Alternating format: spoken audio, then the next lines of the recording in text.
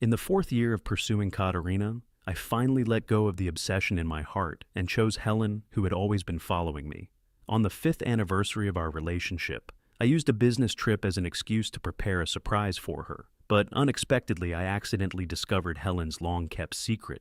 As long as Augustin can be happy even if he doesn't marry me, I am willing. It turned out that Helen had been chasing me just to clear the obstacles for the person she truly loved.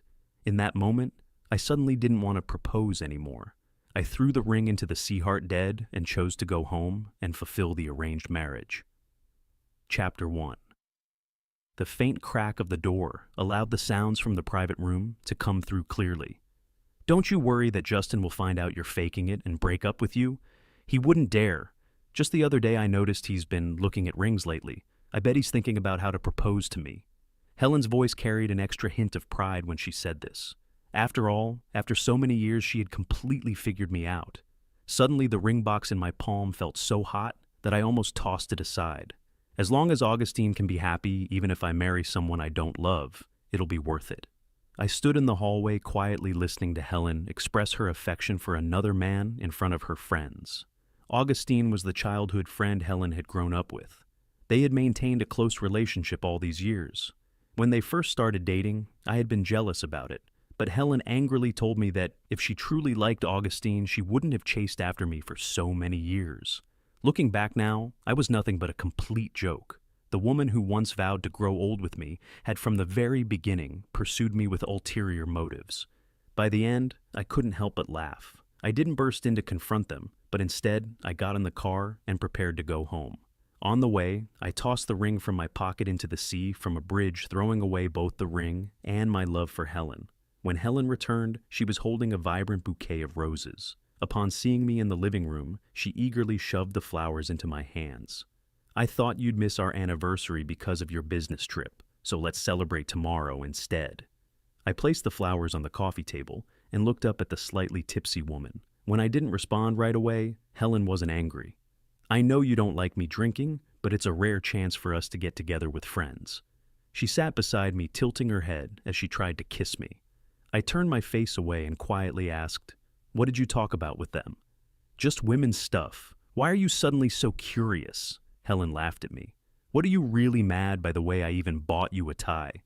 She handed me the gift box, her eyes filled with expectation. "Where's my gift?"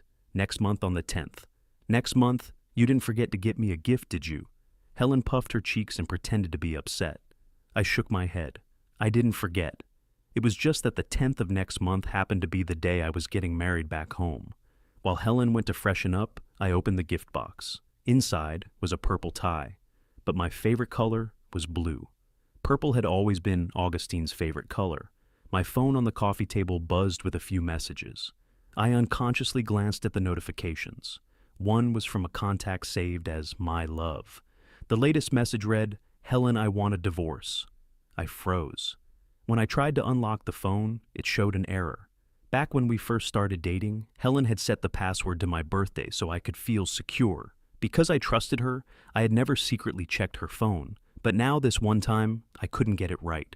I tried again with my birthday, but it still showed an error. With the last attempt, I suddenly remembered the birthday photo Augustine had posted on his WeChat moments some time ago. Helen had used the excuse of celebrating his birthday going alone to meet him, and didn't come home until the next morning. I had argued with her fiercely about it, hoping she'd pay more attention to boundaries in the future. I still clearly remembered that night. It was October 20th. I went back a day and entered Augustine's birthday. The phone unlocked, but I wasn't happy at all. I stared blankly at the screen and opened WeChat, where I noticed that the only pinned contact was Augustine. I cruelly went through their chat history from the past week. There was no flirtation, but the affectionate topics they discussed made me feel like I didn't even recognize Helen anymore. I didn't know when it had started, but now our conversations were reduced to trivial matters, like what to eat for dinner. Whenever I shared videos or messages with her, she would casually say she was busy and would look at it later. And that was the end of it. But with Augustine, Helen even reported trivial details like how many dumplings she ate, or how she encountered a stray cat on her way home. The latest message from Augustine said that he didn't like the purple tie and wanted her to give it to someone else. So, even the gift I didn't like was something another man didn't want either. When Helen came out, the phone had already been placed back where it was. The phone rang and she silently listened to the call, looking at me with a troubled expression. "There's an emergency surgery at the hospital. You should go to sleep first." Before I could reply, she grabbed the car keys and walked out. With the sound of the door closing, the house immediately returned to silence. I had already seen that the incoming call was from Augustine. There was no need for Helen to hide it from me. Chapter 2. At the very beginning, the person I liked wasn't Helen, but Katerina. It was my first year in college when I accidentally fell into the water. When I woke up, everyone said it was Katerina who had saved me. Out of gratitude, I gradually got closer to the so-called aloof goddess, and over time, I developed feelings for her. But Katerina liked Augustine. After being called a simp for 4 years, I became disheartened and chose to stay with Helen, who had been quietly following me all along. After all these years, she had really put in the effort to pursue me. She would try to please my roommates just to learn my class schedule, and even took the same class as me. She would stand under the boys' dorm building every autumn, handing me the first cup of milk tea. Eventually, I was moved by her sincerity and accepted her confession on graduation day. For the 3 years of our relationship, Helen was never lacking. She would prepare gifts for me on important holidays and anniversaries, though none of them were things I liked. Our friends and family all urged me to marry her, soon fearing I might miss out on this good match. But it was a pity that our love was built on a lie. One night, lying in bed unable to sleep, I decided to scroll through WeChat moments. The latest post was from Augustine with a picture taken at a bar. His caption read, "There's always someone waiting for me at the same place." I clicked on the photo, and Helen's voice came through. She was comforting Augustine, who had just been heartbroken. "Don't worry, even if you get a divorce, you'll still have me." I torturously clicked through the photos over and over again, listening to those words repeatedly. Until my phone battery ran out, I forced myself to sleep. Helen didn't return until the afternoon the next day. I was just about to go out to take out the trash. She looked at the black trash bag in my hand, somewhat surprised. "Is the house really that messy? You don't have to do these things anymore. You can hire a cleaner." "Yeah, I won't do it anymore." After all, there would be no more between us. Inside the black bag were all the gifts she had ever given me. When we first started dating, Helen loved giving me difficult puzzles. At the time, I thought she liked them, since there was a 3-meter-long puzzle hanging at her house. But after scrolling through Augustine's moments last night, I realized that he was the one who liked puzzles. There were also cedar-scented perfumes, hiking sticks. All the gifts Helen had given me were things Augustine liked. For the 5 years of our relationship, everyone around me envied me for having a girlfriend who was always creating romantic surprises for me. The truth was, Helen had been compensating for her unrequited love for Augustine by pouring all of it onto me. She had wanted to make me into the second Augustine. I had once been a fool mistaking her indifference for deep affection. But after learning the truth, all I wanted was to erase everything from the past. After Helen took out the trash and went back to her room, I handed her a carefully wrapped gift. "You said you'd give it to me next month, right?" Helen asked with a smile. Seeing that she was about to open it, I quickly reminded her, "Open it on the 10th. She looked puzzled, but still listened to my suggestion and placed it back in the study. When she came out again, she was holding 2 concert tickets, shaking them in her hand. "I noticed you haven't been in the best mood lately, so I had someone get 2 tickets for a concert by your favorite artist. We can go now, just in time." I had intended to refuse, but when the words came out, they turned into an acceptance. At the concert, I found that the 2 tickets weren't seated next to each other. Helen thoughtfully gave me the one closer to the stage, while she went to the outer section. I didn't refuse. During the intermission, Helen appeared on the big screen, and next to her was Augustine. In front of tens of thousands of concertgoers, they kissed without a care for anyone else. Even though I had already made up my mind to give up on Helen, a dull ache still spread deep inside me. For the second half of the concert, I decided to leave. I randomly chose a dessert shop, hoping that something sweet might help ease my gloomy mood. But, to my surprise, I ran into Helen and Augustine there as well. Helen was skillfully ordering the most popular cakes, pushing them toward Augustine like a treasure. When Augustine fed her a bite of cream, Helen didn't refuse and looked genuinely pleased. But in front of me, Helen would never eat a bite of high-calorie food. Especially when she saw me eating something sweet, she would always express her distaste. Why would a grown man eat something sweet? These sugary, greasy foods just make you ugly. You're not allowed to eat them anymore. I had listened to Helen's words and quit sugar for 5 years. But in front of Augustine, all those rules instantly disappeared. I shoved the last bite of cream into my mouth. The once sweet taste suddenly became hard to swallow. Chapter 3. Helen came back with Augustine. Augustine had a fight with his wife and was kicked out, so he'll be staying with us for a few days. Don't overthink it. Should I clear out the master bedroom for him? My magnanimous response caused Helen's eyebrows to furrow. Justin, are you still hung up on the fact that Katerina married Augustine? I haven't even gotten mad at you, and here you are being sarcastic with me. I'm not mad. I just thought that since he's a guest, we should treat him well. Helen's face flushed red, and with a cold snort, she led a silent Augustine to the master bedroom. A while later, she threw a brand new quilt in front of me. Since you offered, you can sleep in the study tonight. And what about you? How about sleeping in the master bedroom with Augustine so you don't have to clean up the guest room? I retorted flatly. Helen stared at me, her anger almost at its peak, before suddenly deflating. Did you see me and Augustine at the concert last night? Don't worry, I wasn't bothered. After all, you two are just friends. I interrupted her pale explanation, showing no interest in hearing it. Glad you understand. Everyone was just messing around, and it was the only way to avoid awkwardness. I nodded silently as I listened to her unconvincing excuse, then grabbed the quilt and returned to the study. As I lay in bed, the sound of laughter and playful banter from the outside gradually lulled me to sleep. In the middle of the night, when I got up, Augustine was still in the living room, playing a game. Helen, affectionately lying on his lap, showed no attempt to hide anything. When she saw me, Augustine put down his gaming console, stood up, and lit a cigarette. I'm about to divorce Katerina. Looks like you, the simp, will only ever get the leftovers I don't want. As for Helen back then, she pretended to be with you for me. Now, with just one word from me, she'd toss you aside without hesitation.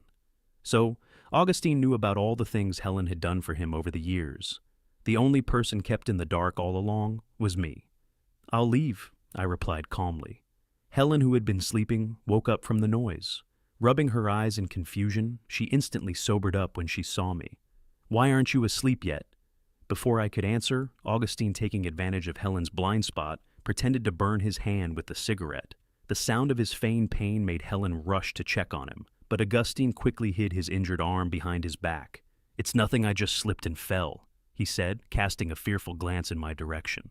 When the small red mark on his hand was noticed, Helen immediately turned her fury on me. Justin, are you out of your mind? If you have a problem, come at me, but why hurt Augustine? Forget it, don't fight over me. I'll just go to a hotel for the night. Augustine feigned being wronged, trying to mediate, but only stoking the fire further. Helen's face darkened immediately, and she ordered, Apologize. Apologize to Augustine. Her voice was heavy with anger. Why should I? I haven't done anything wrong.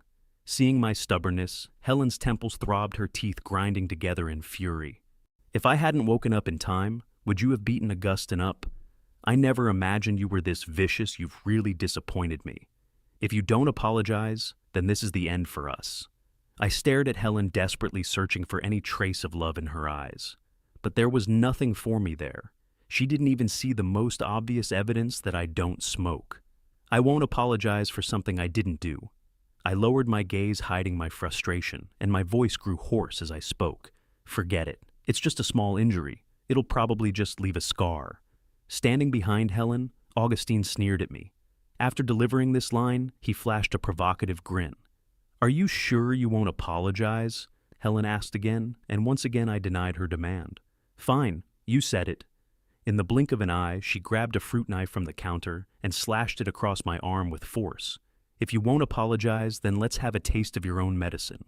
I clutched my bleeding arm. Blood slowly seeped through my fingers, dripping onto the floor, one drop at a time. Chapter 4. In the end, Helen left with Augustine.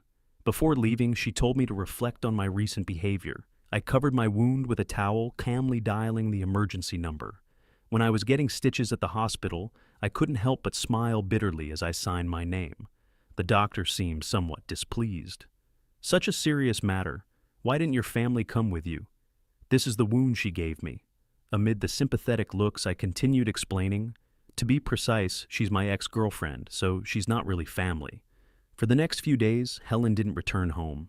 The only way I could keep up with her latest activities was through Augustine's WeChat moments. While Helen gave me the silent treatment, she was off hiking with Augustine to watch the sunrise. She also posted on WeChat, seeking a famous divorce lawyer at a hefty price. Augustine joked in the comments, "Are you so eager to have me divorce and marry you?" Helen didn't deny it, instead replying with a shy emoji. I liked the comment, then added a sarcastic wish for them to have kids soon. After closing the app, I glanced at the plane ticket. The 9th. Today.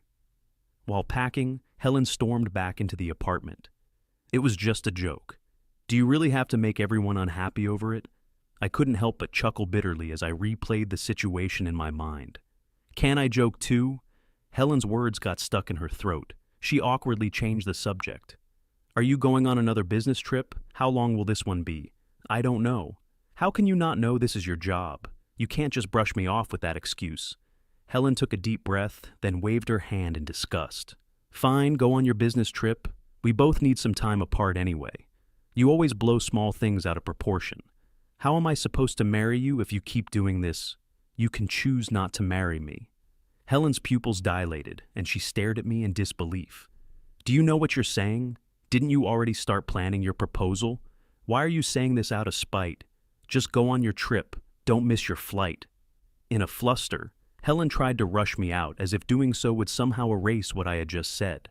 I glanced around the clearly empty apartment and reminded her, "Don't forget to open the gift I got you tomorrow." "I haven't forgotten." At the mention of the gift, Helen's pale face brightened a little. She blushed awkwardly, avoiding my gaze. I could guess that she must have thought I was going to propose to her. Unfortunately, the ring had already been thrown into the sea. All I left for her was an empty box. Helen rarely had the patience to play along, but today she did. She stood by the door watching me leave. Just before the elevator doors closed, I heard her say, "Justin, when you come back, I'll give you my answer." But what she didn't know was that I would never return, and she would indeed get her wish to marry, only it wouldn't be with me. It would be with another woman. Chapter 5. Helen couldn't sleep a wink the night I left. She wasn't sure what had happened, but she felt like something was slipping out of her control. Aside from our recent arguments, there didn't seem to be anything that should have upset her so much. When the clock struck midnight, Helen hurried to the study, took out the gift box from the drawer, and opened it. She had always known that I was planning to propose, but when she saw the ring box, which she had been expecting, her smile was sweet. However, when she opened it, it was empty. At first, Helen thought the ring had fallen out of the box, but after rummaging through it, she noticed the tie she had bought for me was still there. She felt a bit confused, but didn't dwell on it. Seriously, why are the gifts I give always coming back to me? This little hiccup didn't ruin her mood. She was still convinced that the empty ring box was a hint for a proposal. Helen snapped a photo of the empty box and posted it on her WeChat moments with the caption, "Soon to be a married woman." Someone asked if she was finally getting together with Augustine. She cursed the person in the comments, clarifying that it was me she was going to marry. As Helen walked through the living room, she finally noticed the dried bloodstains on the sofa.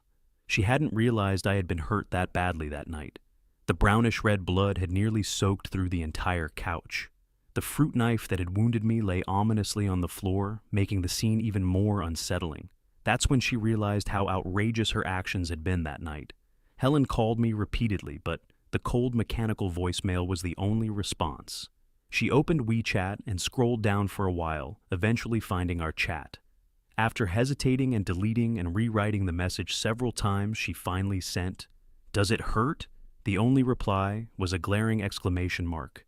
Helen slowly looked around, finally noticing that everything related to me had disappeared from the house.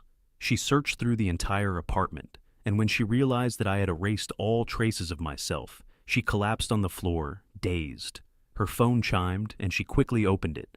But it wasn't my message. It was Augustine asking if she had time to accompany him to court tomorrow for the divorce proceedings. This time, Helen, who had always been eager to please Augustine, chose to decline. She finally felt that something was wrong and frantically began contacting our mutual friends to find out where I had gone. She wanted to win me back, but by then, I had already landed in South City. As soon as I stepped off the plane, I saw Bianca waiting for me at the arrivals gate, holding a sign with my name on it. Although this was our first meeting, she seemed oddly familiar. I wheeled my luggage closer and noticed her eyes were red. "How's your hand?" she asked. In my rush to leave, I had forgotten to cover up the ugly scar on my arm with a long-sleeve shirt. The awkwardness of our first meeting made me apologize. "No, I didn't mean that," she stammered. "I was just wondering if it hurt back then, when you got that injury." Bianca's nose was a little red, and her eyes were filled with concern as she looked at me. When her cool fingers lightly grazed the scar that had already begun to scab over, a tingling sensation spread from my heart. "It wasn't that painful," I said, shaking my head. "The worst part is already over." Chapter 6. Bianca didn't rush to do her makeup. Instead, she booked a hotel room for me and bought some breakfast to help warm me up. After eating the wontons, I felt much better. "You're such an understanding girl. I'm sure you have plenty of suitors. So why did you choose to marry someone like me, whom you've never met before?" I had been deceived by Helen so badly that I couldn't help but voice the question that had been bothering me. I was forced into this, but what about Bianca? Who says we've never met? It was me who saved you when you fell into the water back then. Bianca smiled, and her already stunning features became even more radiant. As I looked at her familiar eyes, I stood up in disbelief. "You were the one who saved me. Who else could it have been? Back then you drowned, and you even scratched my eye with your flailing." Bianca pointed to a small scar on her face. My mind was in a whirl. For all these years I had believed Katerina had saved me, and I had never bothered to verify it for myself. "I thought you'd come to thank me for saving your life, and maybe offer yourself in return. But when I found out you had someone else you liked, I decided not to disturb you." When Bianca spoke about this, her voice was filled with regret. "When my parents first arranged for me to go on a blind date, I refused. But when I found out it was you, I agreed." I suddenly felt a tightness in my throat. "So, when did you start liking me?" "The summer after the college entrance exams, when I was traveling in Yunnan and got bitten by a snake. It was you who sucked the venom out of my wound." Bianca looked at me with sparkling eyes. "If it weren't for you, I wouldn't be the person I am today.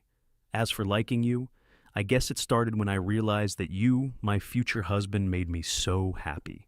For a moment, I didn't know what to say. But Bianca clearly felt that now wasn't the time for a walk down memory lane. She looked up at me.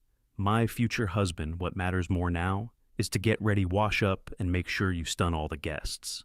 Bianca took my hand and led me to the makeup room. Once everything was ready, the wedding was about to begin. The clothes were wrinkled, and there seemed to be bloodstains on them, though the color was dark so they didn't look like fresh wounds. She rushed up the stage and stood in front of me, her words coming out slowly. "Justin, I won't allow you to marry another woman." Chapter 7. I looked at her with disgust, coldly saying, "What are you doing here?" Helen's eyes started to redden, and tears streamed down her face. "Why are you being so cruel? You're marrying another woman behind my back, and now you're being so harsh to me."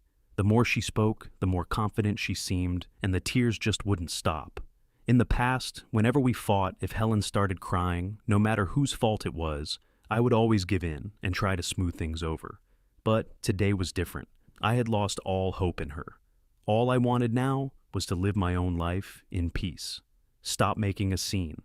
Isn't Augustin about to get divorced? You should focus on marrying him and stop bothering me. I waved my hand, signaling the security guards to step forward and remove her. Helen struggled desperately, and a glass of wine was knocked to the floor, shattering into a million pieces. "Justin, I won't allow this. I won't let you marry another woman."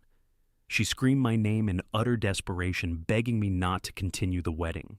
It wasn't until her voice completely faded that I realized Bianca hadn't said a word. She wasn't angry. She held my hand tightly and without a word took the microphone. With all eyes on her, she calmly explained, "This was a special part of the ceremony, symbolizing safety and peace. In the future, my marriage with Justin will be smooth sailing." The audience applauded, impressed by how unique this wedding was. I kneeled halfway again, continuing the ceremony I hadn't finished. Under Helen's watch, I placed the ring on Bianca's finger, symbolizing our marriage. Helen watched her eyes wide as I kissed Bianca. But because of the security guards, she couldn't do a thing. Though there was a minor hiccup during the ceremony, it eventually ended in a perfect way. Bianca changed into a red dress for the toasts. She didn't miss the awe in my eyes and smiled brightly as she clung to my arm, introducing me to her relatives. After a few rounds of toasts, I, not being great at drinking, found an excuse to step out into the hallway to get some fresh air. To my surprise, Helen had been waiting for me there. "Justin, tell me this is all fake, right?" Her delicate shoulders trembled slightly and her voice sounded distant. Her eyes were red, making it clear she had been crying for a long time. "I'm serious about this wedding. The person I'm going to spend my life with is Bianca." I thought this would make Helen see the reality of the situation, but I clearly underestimated how shameless she could be. She raised her right hand, showing me the ring I had once promised to give her. "But you left it for me. I don't believe you've really stopped liking me?" I sneered, indifferent. "That ring was thrown into the sea a long time ago. Do you still think I'm lying to you at this point?" When she realized I had exposed her, Helen became flustered but quickly resumed questioning me with red eyes. "But I clearly saw you picking out the engagement ring. Why did you throw it away? Do you really hate me that much?" In the hopeful gaze she cast at me, I tore apart her last shred of illusion. If I had given that cursed ring to my current wife, she'd be upset. And what about me? Don't you care if I'm hurt? What do you think the 5 years between us mean to me? She choked on her words, trying to get an answer. But I didn't want to feel like a criminal being interrogated, so I turned the tables on her. "What about you? To make sure Augustine stays with Katerina forever, pretending to like me all these years. You must have been suffering, haven't you?"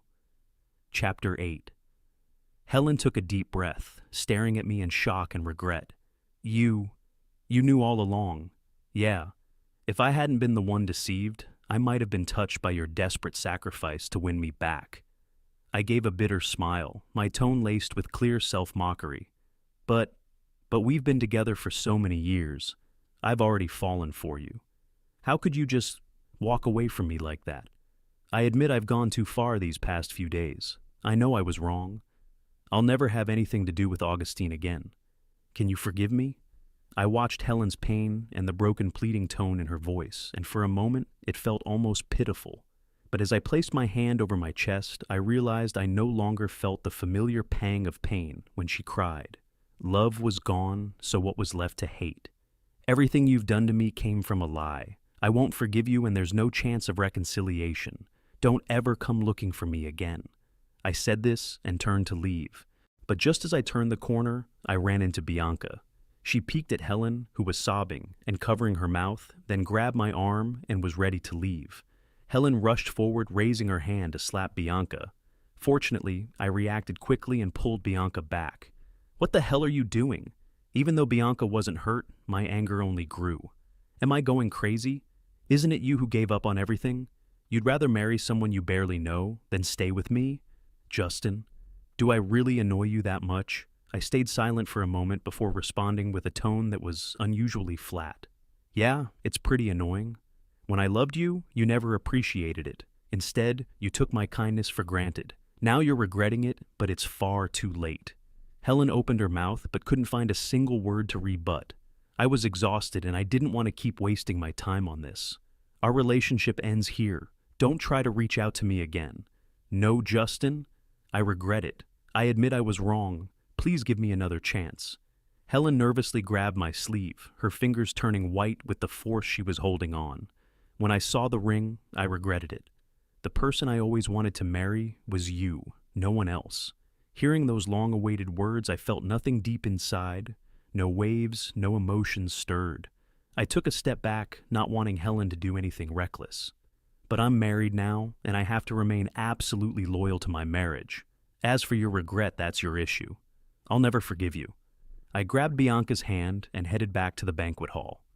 Chapter 9. I thought that after saying all that, Helen would finally leave me alone. But I didn't expect her to wage a war of attrition. She even spent a lot of money buying the villa next door to our new home. Whether I went for a morning run or took a walk after dinner, I always felt like there was someone watching me from the shadows. But Helen didn't do anything overt. She just watched quietly, making no move to interfere. The feeling of being monitored and yet unable to take action against her was incredibly frustrating.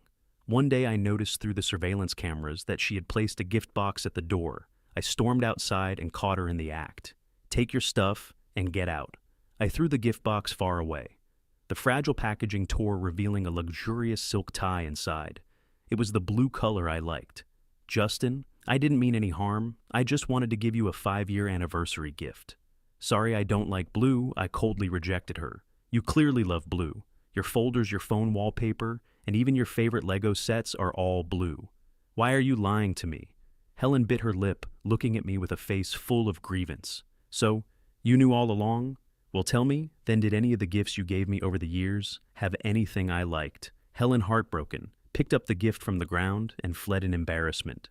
Just as this scene unfolded, Bianca came back and saw us arguing. She quickly hid the item she was holding behind her back.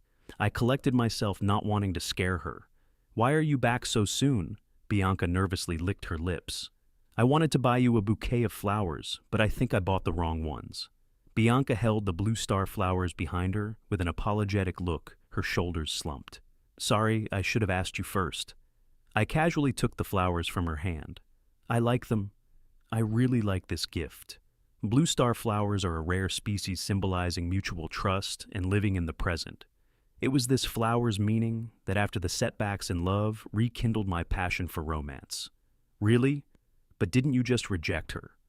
When Bianca mentioned Helen, her eyes softened as she looked at me with a hint of sadness. How could she compare to you? Your love for me is the most genuine, and whatever you give me, I'll always be happy. Really. Upon hearing that, Bianca's spirits noticeably lifted. It was at that moment that I noticed the 2 little dimples on her face when she smiled. So cute. I couldn't resist and pinched her cheek. Her skin felt even softer than I had imagined. Bianca blushed gently, pushing me toward the door. There are people outside. This is so embarrassing, I didn't mind at all. What are you afraid of? We've already gotten our marriage certificate. There's nothing inappropriate about anything we do. As I said this, the atmosphere between us shifted, becoming more intimate. When our gazes met, there seemed to be an invisible fragrance surrounding us. Neither of us knew who made the first move, but that nighttime seemed to slow down. Chapter 10. After that, Helen never appeared before me again. Bianca and I, however, grew closer due to our shared interests and hobbies, and our feelings for each other gradually deepened. It wasn't until a class reunion that I heard about Helen's situation from someone else. With her help, Augustine did indeed divorce his wife, but Augustine's ex-wife Katerina believed that Helen had destroyed her family. She hired a group of people to beat Helen up. The attackers were too ruthless, leaving Helen partially paralyzed. As a result, Helen would be bound to a wheelchair for the rest of her life, never able to walk again. The Shu family wasn't going to let this slide, and immediately took Katerina to court. Augustine was supposed to stand by Helen's side, but to my surprise, he betrayed her at the last moment and begged her to let Katerina go. Helen then realized that Augustine had never loved her. The whole divorce and remarriage plan had been a lie, because Augustine had always only loved Katerina. Unable to accept this truth, Helen chose to continue the lawsuit. Eventually, Katerina was sentenced to 6 years in prison, but Helen wasn't satisfied that Augustine had faced no consequences. She used the Shu family's power to get him fired, and even made sure he fell into gambling. In the end, Augustine completely spiraled, saddled with over 10 million in gambling debts. It's said that on the day he died, he was still cursing Helen, wishing her a horrible death. On New Year's Eve, I received a call from an unknown number. There was a long silence on the other end before a single question was asked. Justin, if I hadn't hurt you with a knife back then, would there still have been a chance for us? Just as the words left her mouth, fireworks exploded outside. When everything quieted down again, I replied softly, no. To this day, Helen still didn't understand the real reason why I broke up with her. There were many reasons, but the most important one was that only sincerity could beget sincerity. She had never been sincere with me, yet she expected me to give her all my heart. A person's heart is made of flesh. After enduring enough pain, it dies. Rather than staying with her and feeling the constant pain of a dull knife scraping away at me, I would rather leave and find someone who truly loves me. Helen cried uncontrollably. When the call ended, I heard a faint, "I'm sorry," from her. At that moment, the last of the fireworks faded into the night sky. Bianca, who had been in the courtyard, waved at me, inviting me to join her. The fireworks once again lit up the night. Their colorful light reflected on Bianca's face. Her smile was even brighter than the fireworks. I handed her a lit sparkler. She waved it gently as though painting the joy in her heart with light.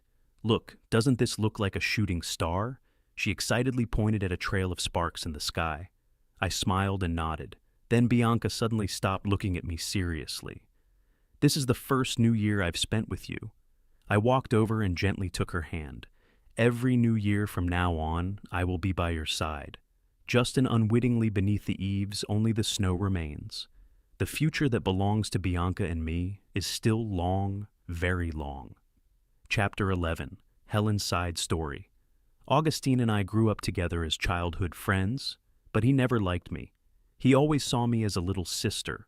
I used to think he was just too shy to admit he liked me. It wasn't until university when he started dating Katerina that I realized his rejection was real. But there was one obstacle in his love life. That obstacle was Justin. He was Katerina's admirer, and also the rival who troubled Augustine the most. At every gathering, Augustine would drink heavily because of this. Once Augustine casually said to me, "If only Justin would start dating, then there would be no obstacles left to my happiness." I took this to heart, and mimicking the way Augustine had pursued Katerina, began to chase after him. The strategy worked, it seemed. At the graduation party, Justin finally accepted my 99th confession of love. At the beginning of our relationship, I always felt awkward, because Justin was so good to me to the point where I felt guilty for no reason. This guilt eventually fermented into a resentment of him. So, I made trouble on several occasions, even making sarcastic remarks when I saw him eating cake. His expression at the time was just like a homeless puppy. I couldn't bring myself to apologize. But later, I noticed that Justin never bought small cakes for me again. He even stopped eating his favorite fruit candies. What never changed, though, was his unyielding affection for me. Perhaps I had been spoiled by his kindness, always thinking that no matter what I did wrong, Justin would forgive me without a second thought. So when I heard that Augustine wanted a divorce, I immediately went to see him. I wanted to know if he really meant it. After all, he was the person I had liked when I was young. Deep down, I always fantasized that it should have been me marrying Augustine back then. In Justin's gradual withdrawal, I lost my clarity. I ended up hurting him over a clumsy false accusation. And that led to me losing someone who truly loved me, just like that concert when Justin had to watch me kiss Augustine. Now, it was my turn to watch the person I loved marry someone else. The consequences of betraying true love arrived quickly. I became a paralyzed cripple, and I didn't spare either of the two people who had caused this. But my heart remained empty. I became like a rat in a gutter, watching Justin's happiness through the posts shared by friends. By the 3rd year of his marriage, he had twin children. He said he was very happy, but I wasn't generous enough to wish him well. I started drinking heavily, hoping to drown myself in past dreams. In my dreams, I never wavered, always choosing Justin without hesitation. But, alas, no dream is beautiful enough to last forever. I reached a breaking point and completely lost my mind. When I jumped from the overpass, I felt a long-lost sense of relief. The truth was, when I started pursuing Justin, I did have feelings for him. I just mistook those feelings for dislike, and in the end, I permanently lost my chance at true happiness.